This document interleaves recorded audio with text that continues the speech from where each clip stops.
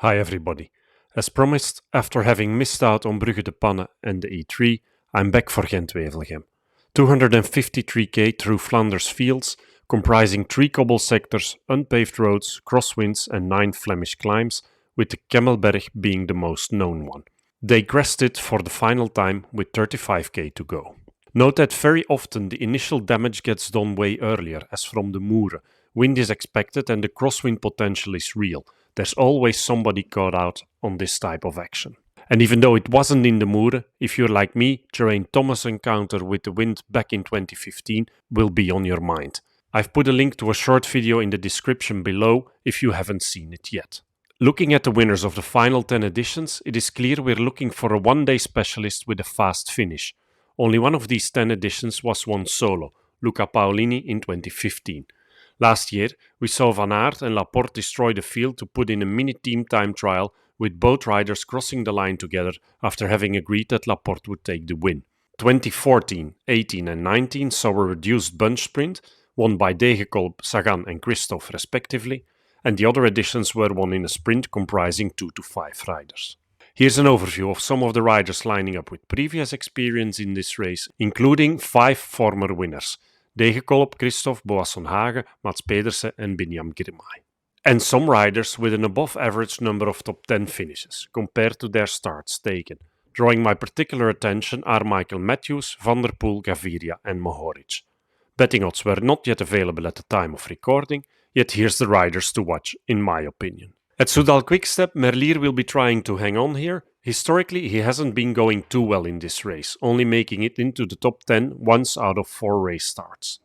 For Ineos, Narvaez is the one to watch, making the cut on today's E3. At UAE, I'm going to call Bjerg in a selective scenario. He rode into 6th here last year, so the race clearly suits him. Laporte still features on the preliminary start list for Gent Wevelgem, yet based on some pre-E3 interviews with the team, he clearly isn't fit yet and I actually don't expect him to line up here. In his absence, Ties Benoot and Olaf Koy will be the Visma guys to watch. Hi guys, please subscribe to his channel. Thank you! Mohoric at Bahrain, De Lee at Lotto Destiny, Jordi Meus at Bora Hansgrohe, and as mentioned in the intro, this race also seems to suit Fernando Gaviria, who rode into the top 10 here twice before out of 4 race starts. Admittedly, this was back in 2016 and 17. Koen and Pitti at Groupama, Van der Poel and Philipsen at Alpecin de Koning. Van der Poel was firing at will today, with only Van Aert following when it really mattered, yet only just. Having added the E3 to his bingo card, you can almost be assured that he will also try to tick Gent Wevelgem. And should it stay together, he'll be happy leading out Philipsen for the win. I very much like Michael Matthews at Jaiko Alula. He's in stunning form, just having finished second to Philipsen in Milan-San Remo. His last Gent Wevelgem appearance was back in 21, where he ended in 5th, so watch out for him. At Trek, we have the Stuyven-Pedersen duo, both of them confirming their form in Milan-San Remo. Pedersen did not manage to hang on when it mattered on today's E3 race though, and Stuyven looked strong. Besides these two, they also have Jonathan Milan on board. At Intermarché, Girmay will be looking to repeat his historic 2022 victory. Unfortunately, we haven't seen P. Girmay last year and early this season.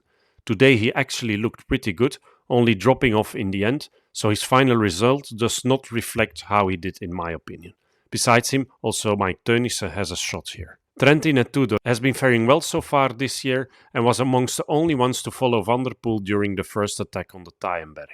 He did pay the price for it later on in the race though. Then here's a few outsiders for the top 10. Hugo Hofstetter at Israel Premier Tech, Fretin at Cofidis, Demar at Arkea and Nase at AG2R. For my stars, given the history of the race winners, I'll be prioritizing the fast classic guys. Van der Poel and Philipsen are my 4-star favorites. Matthews, Stuyven and Koy get 3 stars. Pedersen, Narvaez and Merlier get 2 stars. And Mohoric and De Lee each get 1 star. I'm expecting another hard race where Mathieu van der Poel will go bonkers on all Kemmelberg climbs to go solo on the final one, with Matthews beating Stuyven to the line for second in a sprint of a small group behind. Thanks for watching, enjoy the race and see you soon for my Dwars door Vlaanderen preview.